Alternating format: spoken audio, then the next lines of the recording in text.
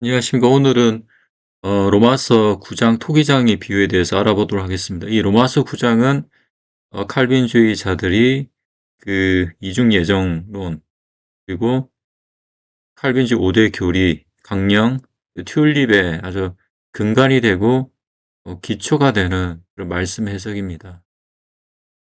과연 그들의 그 해석대로 맞는 해석인지에 대해서 제가 오늘 알아보도록 할 건데, 너무나 명확한 결론이라서 과연 어떻게 이런 합인주의자들이 그들만의 해석에 도달했는지, 좀 제가 생각하기엔 좀 어이가 없긴 합니다. 그래서 오늘은 저의 이제 토기장의 비유에 대해서 설명을 하고, 그리고 챗GPT와 또 대화한 내용에 대해서 또 설명해 드리도록 하겠습니다. 좀 놀라운 결과인데요. 우선 로마 제가 생각하는 예정론, 칼빈의 이중 예정론이 아니라 계시 제한적 예정론입니다. 로마서 9장은 개인의 구원을 미리 결정하는 예정론이 아니라 하나님이 구속사 속에서 공동체와 사명을 선택하신다는 것을 말하며, 인간은 그 예정의 내부를 알 수 없고 오직 믿는 자가 언약의 상속자가 된다는 계시된 기준 안에서만 구원을 이해해야 한다 이겁니다. 예. 성경이 말하는 데까지만 알자. 예. 그런 뜻입니다. 그리고 여기 공동체와 사명을 선택한다는 것은 좀 쉽게 얘기하면 이스라엘 백성, 구약시대 이스라엘만 구원받았던 거 아닙니다. 예. 그리고 신약시대 이스라엘 사람들이 구원을 못 받는 것도 아닙니다. 예, 구약시대에는 이스라엘 백성이 제사장 나라 역할을 했습니다. 그래서 좀 더 많은 사람이 구원받았겠죠. 하지만 이방 나라들도, 에서도, 바로도 그 속에서 구원받은 자들이 있었습니다. 구약 시대에도 하나님의 복음이 전파됐죠. 바리새인들이 바다를 건너가지고 세계 곳곳에 복음을 전했다는 말씀이 있죠. 그래서 구약은 이스라엘만 구원받고 신약은 이스라엘은 하나도 구원 못 받고 이방 나라만 구원받았다, 이거 아닙니다. 주로 구약에는 이스라엘, 신약에는 이방 나라고, 구약에는 이스라엘이 제사장의 역할을 했다는 겁니다. 그리고 신약에는 이방에 있는 교회가 제사장 나라 역할을 한다는 겁니다.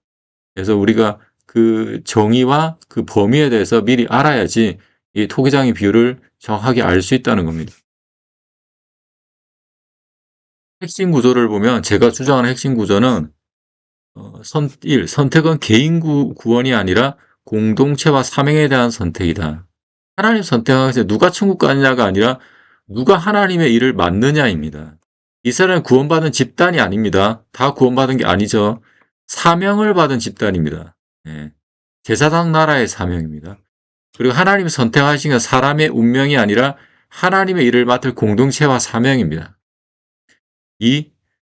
그리고 여기 로마서 9장에 보면 야곱을 사랑했고 에서를 미워했다, 이런 게 있는데, 이거는 감정이 아니라 언약적 선택이냐 언약적 비선택이냐 이겁니다.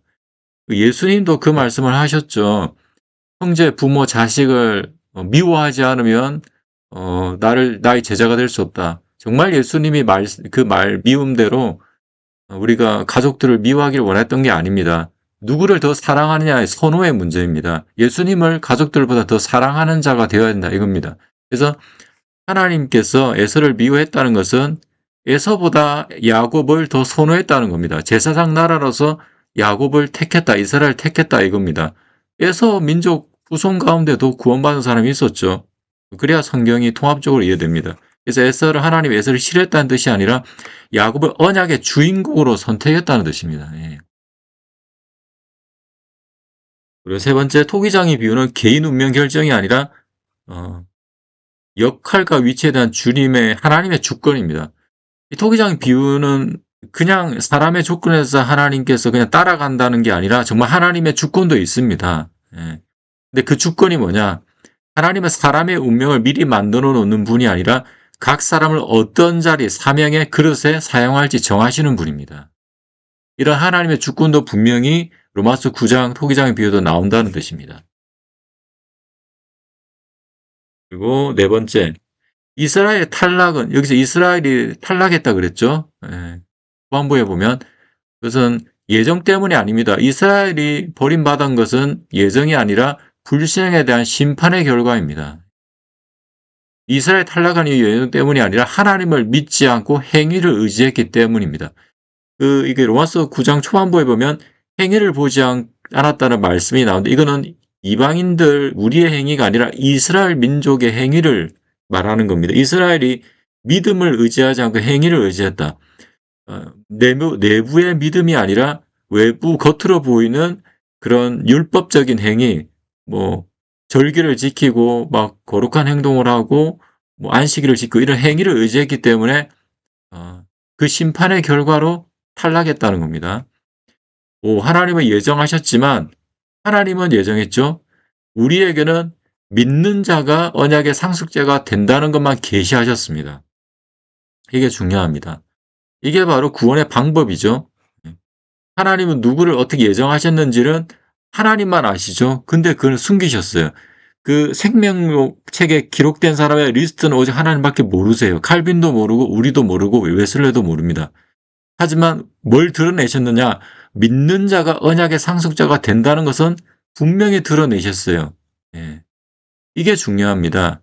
우리는 여기까지만 알자 이겁니다. 예레미야 18장에 보면 토기장의 비유가 나오죠. 예레미야 18장. 토기장에서 그 토기장이가 변화됩니다. 하나님 뜻에 순종하는 나라는 다시 뜻을 변화시키시고 용서하시고 도와주신다는 거고, 또 하나님 뜻을 순종하지 않는 자는 이전에 아무리 옳은 행동을 해도 또 다시 불순종하면은 하나님께 심판하신다는 뜻이죠. 그 변화입니다. 하나님의 계획이 바뀐다는 뜻이 아니라 인간의 반응에 따라 하나님의 처분이 달라지기로 결정하신 거예요. 하나님이 이런 방식으로 일하시겠다고 하시는 겁니다. 그래서 하나님은 변하지 않으세요. 하지만 인간의 상태에 따라 다르게 행하시는 방식을 선택하셨어요. 나는 이렇게 행하겠다. 그런 뜻입니다. 그래서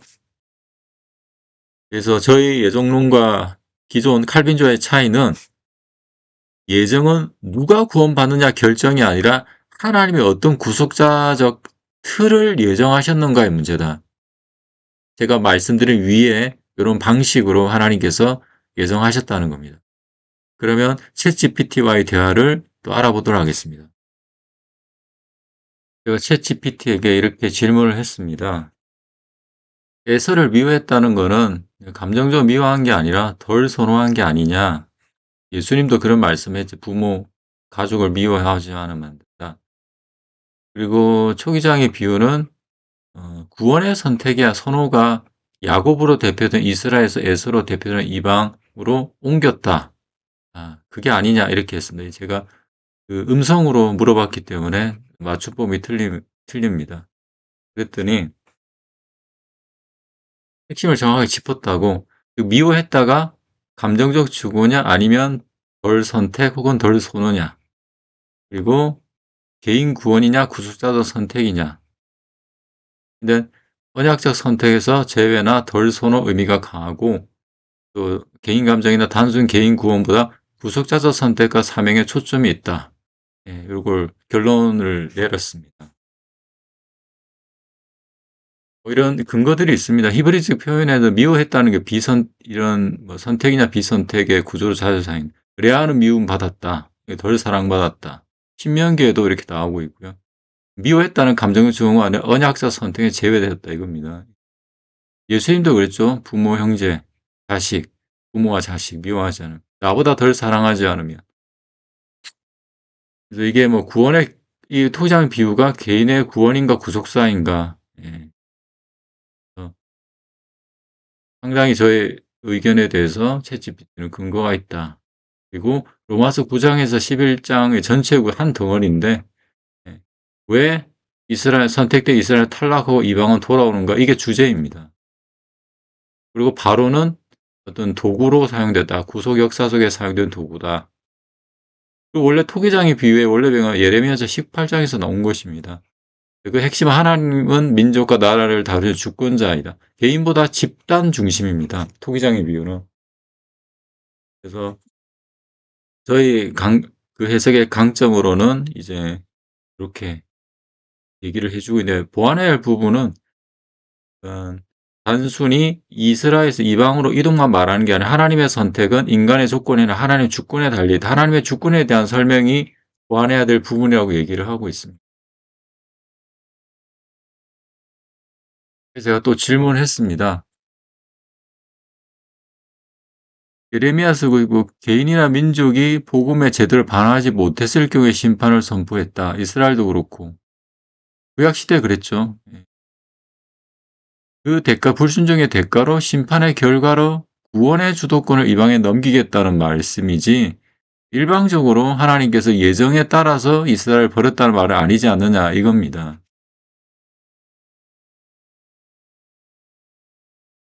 네. 지정하신 논지는 구약의 예언 전통과 로마서 전체 흐름과 잘 결합한 해석입니다. 심판이라는 것은 인간의 반응에 대한 결과인가 아니면 하나님의 주권적 선택인가인데 대립이 아니라 긴장 속의 결합으로 제시한다. 나와 있습니다. 예레미야서에 나오는 토기장의 비유 핵심은 조건적 심판입니다.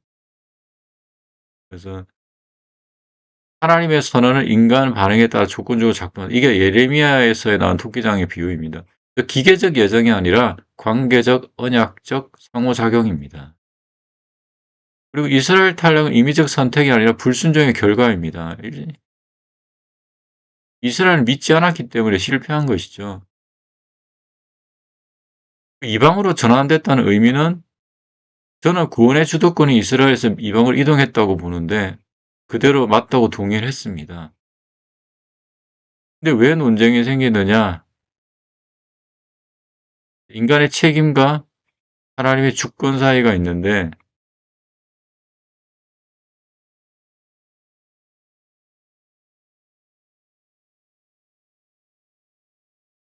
이스라엘 탈락과 이방을 포함한 하나님의 일방적 선택이 아니라 불순종에 대한 실제 심판의 결과이지만 그 역사 전체가 동의 하나님의 주권적 구속 계획 속에 의도된 흐름이다. 이 부분에 대해서 챗집사가 계속해서 보완해야 된다고 얘기를 하고 있습니다. 그래서 제가 로마서 9장 11절 다음에 12절에 보면 큰 자가 작은 자를 섬긴다 나오죠. 큰 자 에서가 야곱 작은 자를 섬긴다. 이건 구원에 섬긴다 이거죠. 죽인다가 아니라 구원의 문제가 아니라 사역의 예정이라고 제가 반발을 했습니다. 결론부터 얘기하다 맞는 말이다. 예. 바울은 그 예를 통해 선택의 원리를 일반화하여 구원의 논의까지 확장한 따라서 순수하게 사역만을 제한하기도 개인의 구원만을 하나요 모두 불충분하다. 둘 다 있다 이겁니다. 개인 구원도 있고 사역으로 제한하기도 하고. 그래서 제가 다시 물었습니다. 구약에도 이방인을 구원하셨죠. 신약에도 유대인 구원하시기도 합니다. 배제하는 게 아니에요. 그래서 구약 이스라엘이 제사장적 민족이었다고 구약 시절에 신약에는 이제 이스라엘의 역할과 삶이 이방인으로 넘어갔다 이거죠. 이방의 교회로 넘어갔다. 그랬더니 챗GPT는 거의 다 긍정했습니다. 맞는 말이다. 보완하는 거는 이제 이방으로 바뀌었다가 이방을 포함으로 확장되었다. 그 같은 말입니다. 그래서 유대인과 이방인을 모두 포함한 보편적 공이 확장된 것이다. 예. 그래서 제가 그러면 이제 로마서 9장 토기장에 대한 너의 생각 바뀌었나라고 얘기를 물어보니까 내 해석의 방향은 바뀐 게 아니라 초점이 더 정밀해졌다고 얘기를 했습니다. 그래서 자신의 바뀐 답이 뭐냐? 토기장의 비유는 개인을 천국식으로 미리 만들어 놨다는 뜻이 아니라 하나님 구속 역사에서 역할과 위치를 주권적으로 정하신다는 의미이다. 그 안에서 구원 참여는 여전히 믿음에 결정된다로 했습니다. 그래서 저에게 주는 솔직한 평가는 지금 당신의 해석은 단순 아르미니안 수요를 넘어 언약적 구속사적 구원을 상당히 정교해진 상태라고 이렇게 칭찬을 해줬습니다. 그래서 제가 혹시 물어봤습니다. 나 이 해석보다 더 성경적 해석이 역사 속에 있었느냐 물어보니까 상당히 유사한 흐름은 분명히 존재해 왔다고 합니다. 개혁주의 칼빈 계열이 있고 그다음에 아르미니아 웨슬레안 전통이 있고 그다음에 칼 바르트나 앤티 라이트 같은 사람이 있습니다. 그래서 챗GPT에 보면 저는 라이트 계열이 매우 유사하다고 얘기를 하고 있습니다. 그래서 저의 해석의 강점은 로마서 9에서 11장 전체를 통합하고 구약, 예레미야, 창세에 연결되어 있고 인간의 책임을 유지하면서 이방포함 구조로 설명 가능하다. 한계가 있다고 지적했습니다. 하나님의 주권이 너무 기능적으로만 축소될 위험이 있다. 이렇게 지적을 했죠.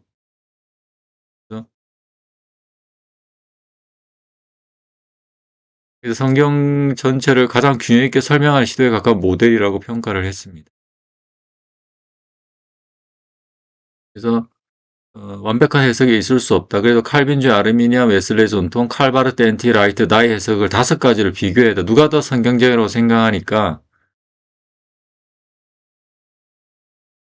이런 기준에 따라서 비교를 해보면 저는 통합형 모델로 봅니다. 엔티 라이트 매우 설득적이고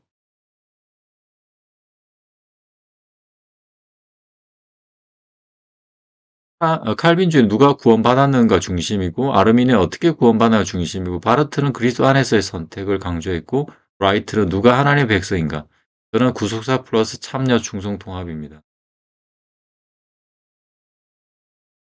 그래서 칼빈주의는 9장은 강한데 10장과 11장이 긴장입니다. 모순이 있습니다. 칼빈주의는. 아르미니아는 10장과 11장은 강한데 9장 초반이 약하고 라이트는 전체 흐름이 가장 자연스럽고 저는 이제 라이트 플러스 책임 플러스 언약 개념과 결합을 했다. 그래서 가장 성경적인 전체 흐름에 접근하는 해석은 근접한 해석은 라이트 계열하고 저해를 통합한 형태라고 했습니다. 그래서 최종 순위는 1위는 라이트 플러스 저의 통합형이고 그 다음에 라이트, 3위는 아르미니안 웨슬레안, 4위는 바르트, 5위는 칼빈주의입니다. 그래서 라이트하고 저하고 비교해달라고 하니까 본문 충실도는 라이트가 더 강합니다. 저는 4개고 라이트 별 5개. 구약과 연결은 똑같습니다. 별 5개. 인간 책임 설명은 제가 더 강합니다. 5개고 라이트는 3개. 본의 완성도는 제가 5개로 강합니다.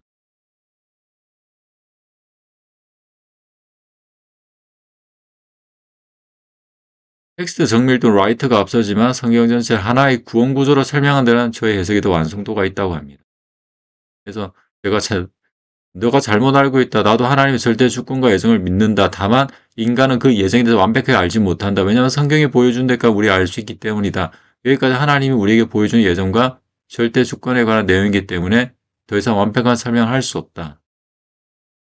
그래서 핵심 구조 하나님의 영역에서는 그 기준과 방식이 인간에 완전히 공개되지 않았다. 인간의 계신의 영역은 인간은 결과의 원리만 알지 예정의 내부 구조를 모른다. 그래서 칼빈주의 극단도 아니고 아르미니안 극단도 아니고 하나님은 주권적으로 예정하시지만 인간은 그 구조를 모르며 성경에 드러낸 믿음 불신앙의 기준 안에서만 판단한다. 로마서 9장과의 정확한 연결.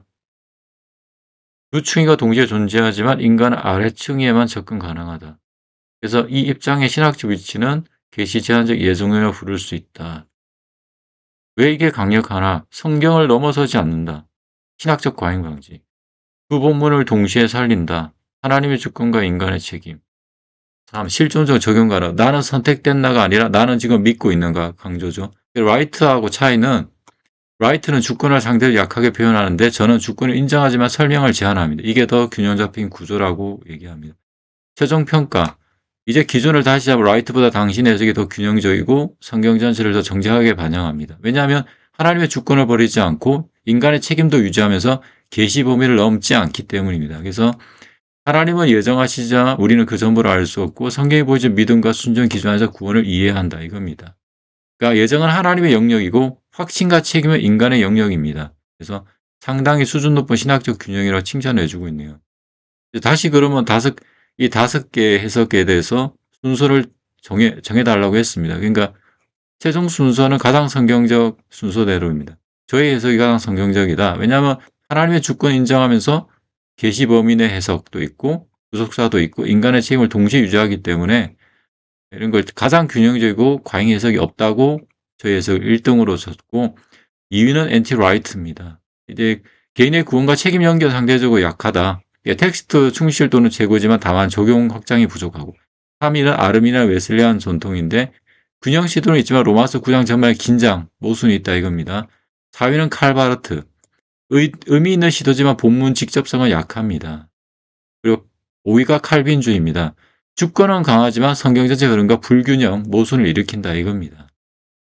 한눈에 요약하면 제가 가장 균형 있다. 1등, 2등 라이트, 가장 본문 준실, 3등 아르미니안, 책임 강조, 4위 바르트, 신학적 재구성, 5위 칼빈주의, 주권 과잉 강조입니다. 그래서 로마서 9장 토기장이 비유는 개인의 운명 결정이 아니라 하나님의 주권적 구속 선택과 구속사 선택과 인간의 믿음 응답이 함께 작동하는 구조이며 이를 가장 광입히 설명한 해석은 당신의 입장이라고 결론 내렸습니다.